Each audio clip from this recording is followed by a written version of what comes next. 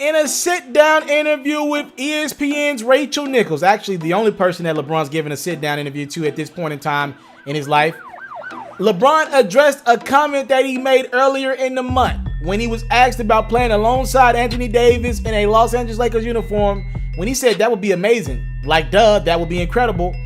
LeBron furthered these comments with Rachel by saying, "I've always recruited. I've been trying to get guys to come play with me since like 2007. I've got rejected a lot, but I've also have not got rejected a lot." All right. He went on to say, "A lot of people didn't want to come to Cleveland. Let me just throw that out there. I've tried to recruit so many guys to come to Cleveland, and I had a couple of guys and it just didn't work out. It wasn't hard getting guys in Miami, I'll tell you that.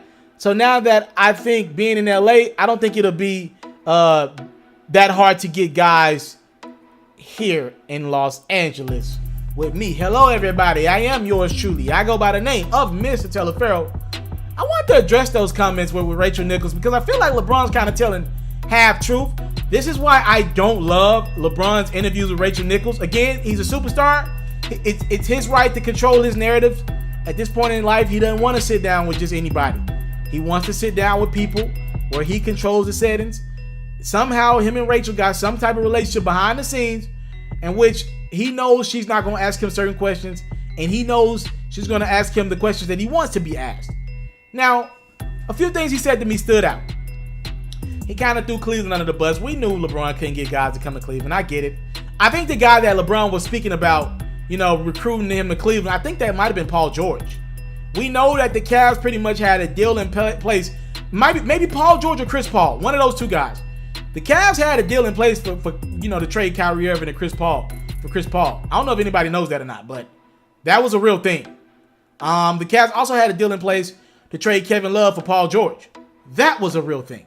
So between one of those two guys, I believe those are the two guys, and I think back in the day he had Amari Stoudemire if he wanted him. He said 2007. That would include the Amari Stoudemire era. I think they almost had Amari before he went to Miami first time around, but I think he was talking about Paul George or a Chris Paul at that time. So it didn't work out there. He said, "I've always been able to get guys in Miami." I don't know about that, LeBron. You've been able to get one star to come to Miami with you. Remember, Dwayne Wade was already in Miami Heat. He brought you to Miami, right? Other than that, y'all got role players in Miami. Okay, Ray Allen is, look, man, Ray Allen was still a star when he joined Miami. His game was so refined, and he, such an old school guy that he was able to contribute late in his career. And hell, he made maybe one of the biggest shots of LeBron's career, right? That three in the corner against the Spurs. So if you want to consider Ray Allen a star, I'll give you that. But other than that, and we ain't gonna act like Miami just was recruiting everybody. You're your own person. Dwayne Wade was already there, and y'all brought in Chris Bosh. What is he talking about? I guess maybe LeBron knows something we don't know. Maybe he had some other guys that he had convinced to come to Miami, because pretty much it was all role players outside of that. What you talking about? Mario Chalmers? Who the hell are you talking about? Mike Miller? Eric Dampier? What the hell is LeBron talking about? Freaking Andrew Bynum? Yeah, Greg Oden? There wasn't that many stars in Miami with you.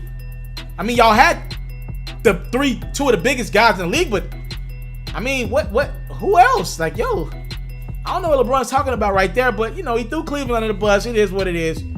And he said, look, I want to play with all the stars. He mentioned a lot of guys like Luka, Giannis, and KD, and Jimmy B, and Kyrie.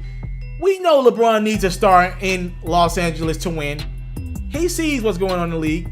He's as smart of a basketball mind we've ever seen. He knows what he has in his locker room. He knows what else is around the league. He knows how great the Golden State Warriors are. And he gets it. Okay, I need another piece. And I need it quickly, because my clock is ticking. I just got hurt. If I get hurt again and miss a significant amount of time, then what? Like, he's like, Anthony Davis, please come to me. So we get LeBron is recruiting, obviously, and we get that he's not going to stop until he gets a second guy. I've been knew LeBron was recruiting. Obviously, look, man, he understands that stars win championships in this league. 2 or 3 all-stars. That's what it takes to win right now, at least. And right now, he doesn't have a second all-star in Los Angeles. So we will see. I'm out. I came from nothing, but I want everything God has for me. I interview celebrities. I talk sports. I still represent the culture. All the kids, they are now tuned in. Yo, we locked in right now, Mr. Telefair. Shout out to Mr. Telefair. You watching Mr. Telefair TV. Mr. Telefair TV, here with the Triple B's, you can't do nothing but win.